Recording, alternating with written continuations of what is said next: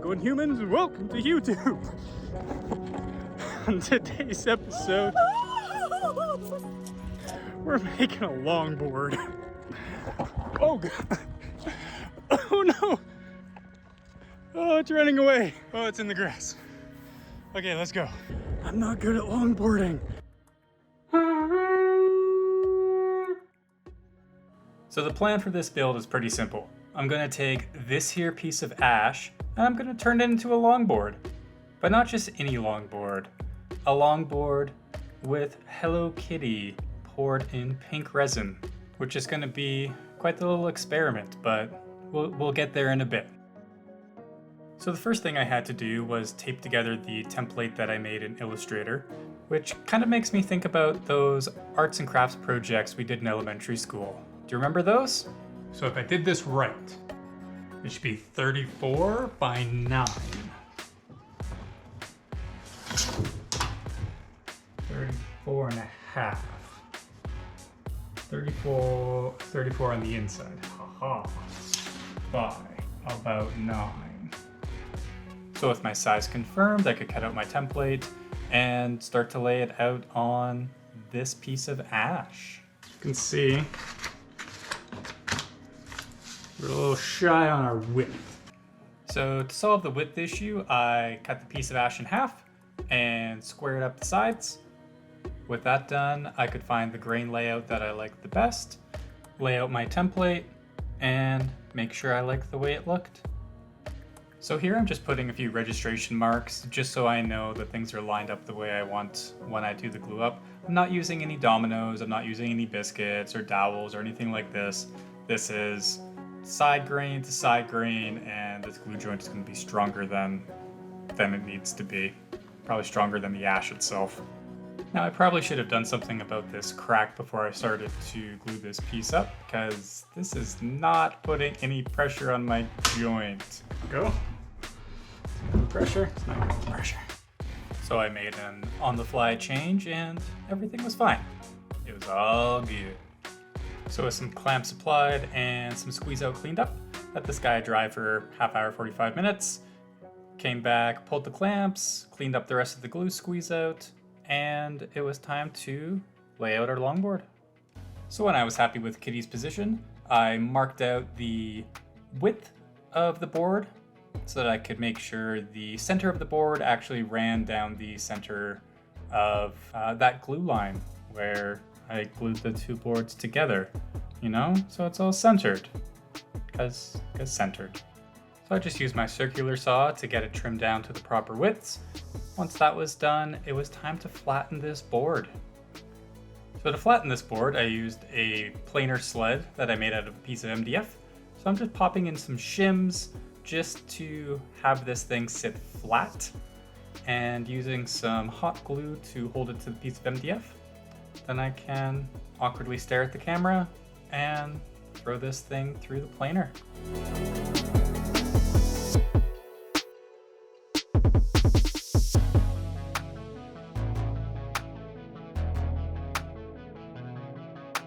So one of the easiest tricks to use when you're planing wood is to draw a whole bunch of squiggly lines in pencil on the side that's being planed, and plane it until all those lines are gone. Then you know that piece of wood should be nice and square. Flat, flush, trimmed, cut. One of those things.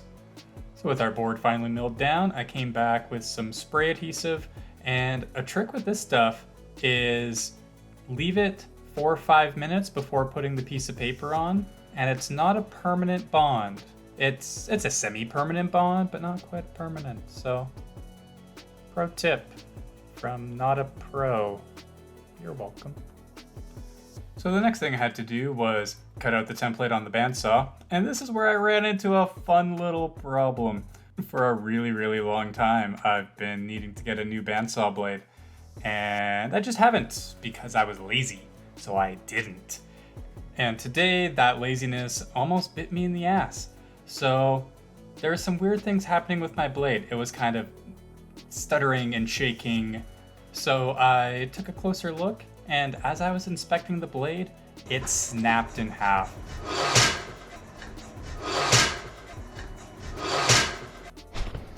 All right, so let that be a lesson to everybody, including me. Change your blades. Check your blades. Check your tools. If that had exploded when I was cutting this, that would have just been very ungood. And it didn't take much for it to actually break apart. So pay attention. Stay safe. I need to go buy a new blade. I should probably get two. That's the way it goes. Now, I'm not gonna lie. Having a new blade is the most amazing thing because it just cut like butter now. It was amazing. And I kicked myself for not getting a new one sooner because they're like 30 bucks, 20 bucks. They're cheap. So next I went over to my little oscillating spindle sander guy here and sanded up to my line on my template. Now the last thing I wanted to do before I became a human CNC is to go around and pre-cut my template with a razor knife. This just makes it easier to pull the template off if you want to, or the router won't need to cut that paper and it will just fly away like this.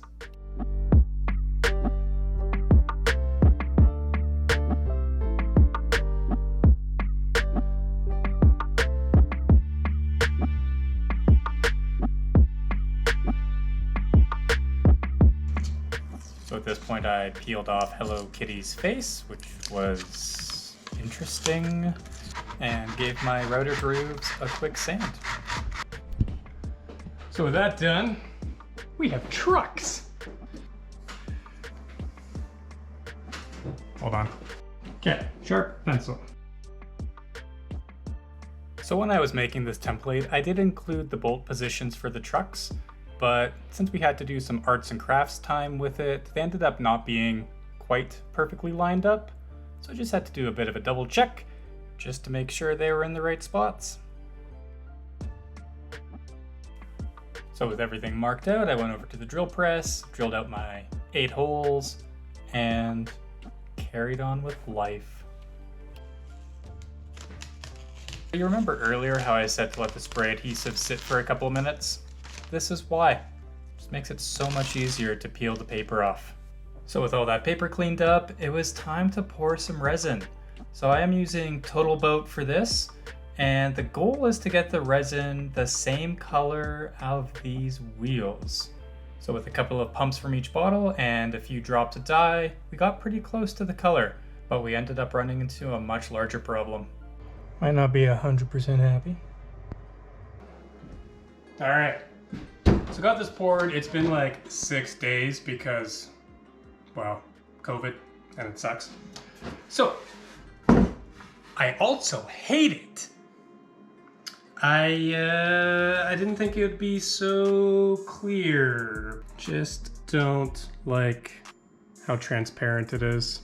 But of course it's going to be clear because it's just a pigment dye with nothing opaque in it. So we're gonna fix this because I don't like it. So sometimes failure also leads to an opportunity, and what this did was give me the opportunity to actually figure out how I was gonna finish this longboard, because the customer did want it to be a black longboard, and right now I had no idea how I was gonna make that happen. So I decided to run a few tests. Now, spoiler alert, stains resin. Yeah, who would have thought, right? So don't mind the horrible atrocity that is this longboard right now, because we are gonna fix it. Cue the montage.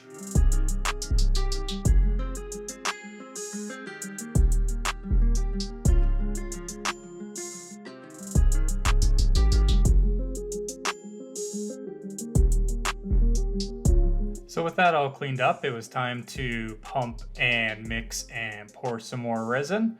And this time I'm going to use a trick that I learned from Peter Brown over on the Shoptime YouTube channel about cheap pigments. So we're going to use some dollar store eyeshadow to give us a nice opaque pink along with our dye. Now we have like our bubblegum pink metallic. So with that poured, blended, and torched, we're now back on track. and can figure out how to make this longboard black. All right, it's been a few days, and here we go. So much better. So much better. So we're going to do a quick plane on this, just very shallow. We take off about a 1/16, maybe, or less. And then we're gonna sand. We're gonna router. We'll sand, we'll do all that stuff, and might actually get top coat on this today. That'd be cool. Let's get to work. So with all of the things that are really boring to watch done, I needed to tape off Hello Kitty because I'm going to paint this board. I figured that was going to be the best solution as stains weren't giving me that rich black that I was looking for, and it was staining the pink resin and turning it into kind of a horrible brownish pink color that really just didn't look good. So with everything taped off, I set up my worst camera angle to date and sprayed on some paint. I then hung the board up to dry and started working on mounting some wheels. Now that might not be the most official or proper way to mount bearings, but it worked. So with the wheels mounted and everything all spinny, I was now able to pull the tape off of Hello Kitty's face and put on a top coat.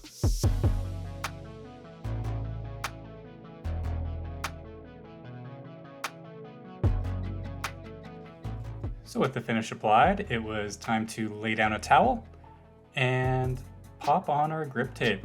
So I did give the top a quick little sand just to get rid of any of the bumps, and it was going to be covered with grip tape anyways.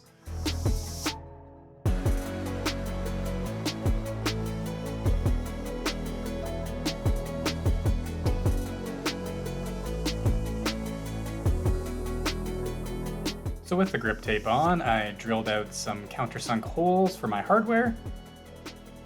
Look at that pink hardware, it's just perfect.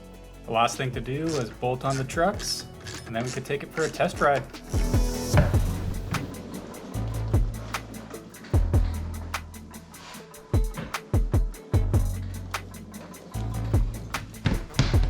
It's a board with some length. Ah, I'm stuck. Oh. All right. I'm happy with that. Now let's go give it to someone. Yeah. What if you hate it? Oh my God. Okay. Oh my God, okay. It's Hello Kitty. How can you screw up Hello Kitty? Well, in a lot of ways. Hello Kitty. Oh my God! Oh my God! Look at that! You're gonna make me ride it? Yeah. Thanks for the bow. Oh my God! It's nice and slow. This is so cool!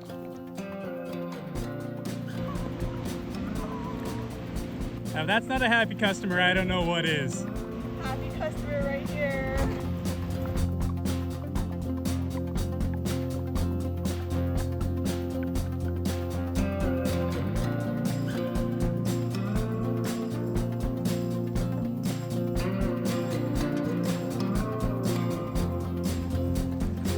City deer.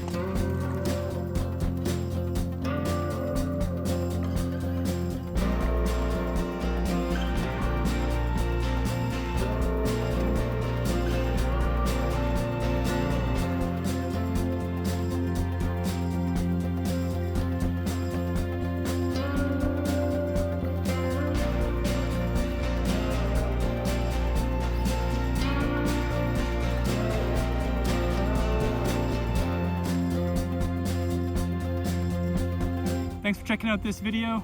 I appreciate the time you've invested in watching me make a thing.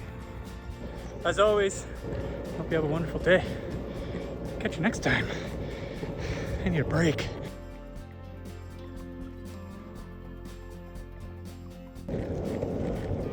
Someone's watching me.